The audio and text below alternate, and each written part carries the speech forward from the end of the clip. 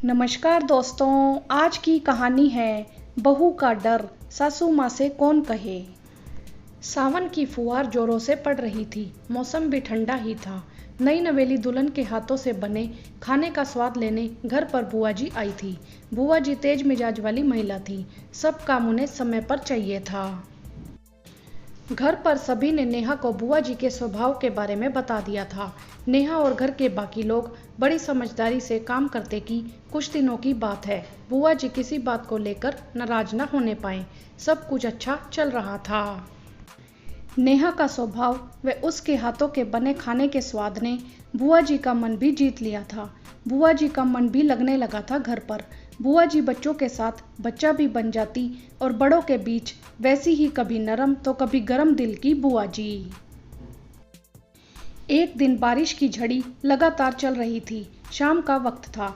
तभी घर के सभी सदस्यों ने नेहा से फरमाइश की प्याज के चटपटे पकोड़े खाने की।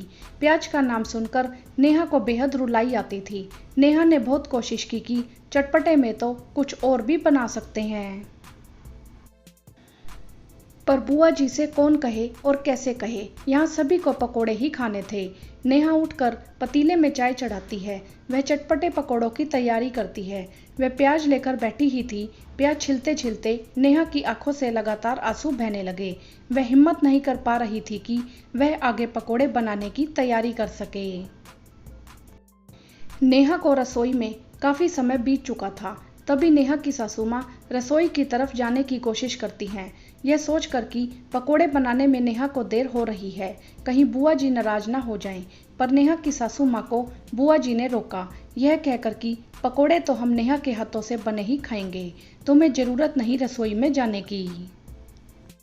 बुआ जी की बात सुनकर सासू माँ अपने कदमों को रोक लेती है। कुछ देर बाद बुआ जी स्वयं रसोई में जाती हैं। रसोई का हाल व नेहा की आंखों में आंसू देखकर बुआ जी सारा माजरा समझ जाती हैं। नेहा बुआ जी को रसोई में देखकर डर जाती है, पर हुआ बिल्कुल विपरीत। बुआ जी नेहा से कहती हैं, आज पकोड़े मैं बनाऊंगी, तुम्हें प्याज काटने में तकलीफ होती है ना, अब नहीं होगी। हमेशा प्याज को छीलकर कुछ देर के लिए ठंडे पानी में डाल दिया करो।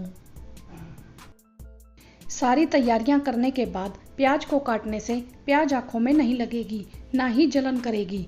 और वैसे भी कहते हैं बिटिया कि जिस बहू को आंखों में प्याज लगती है उसे सासू माँ बहुत प्यार करती है। इतना कहकर बुआ जी के चेहरे पर मुस्कान आ जाती है। और बुआ जी की प्यार भरी बातों से नेहा का डर भी अब किनारा पकड़ने लगा था। कुछ देर के बाद बुआ जी ने गर्मा गर्म पकोड़े अपने हाथों से बनाए और नेहा ने सभी को प्यार से प्लेट में पकोड़े सर्व किए। सभी ने पकोड़े चटकारे लेकर खाए और खूब तारीफ की नेहा की। तभी नेहा ने कहा, पकोड़े मैंने नहीं बुआ जी ने बनाए हैं, मैं तो प्याज के नाम से ही डरती हूँ। मन ही मन सोच बैठी थी बुआ जी से कौन कहे, पर बुआ जी सब समझ गई और उन्होंने खुद पकोड़े बना दिए। नेहा की बात सुनकर बुआ जी ने नेहा को कसकर गले से लगा लिया। नेहा ने फिर कहा, सच कहा बुआ जी आपने, जिन आंखों में प्याज लगती है उसकी सासू माँ उसे बहुत प्यार करती है।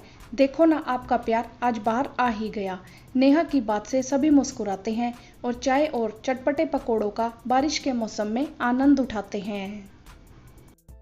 हाँ तो दोस्तों, कहानी आपको कैसी लगी आप हमें कमेंट करके ज़रूर बताएं। वीडियो को लाइक करें, ज़्यादा से ज़्यादा शेयर करें और चैनल को सब्सक्राइब भी करें। धन्यवाद।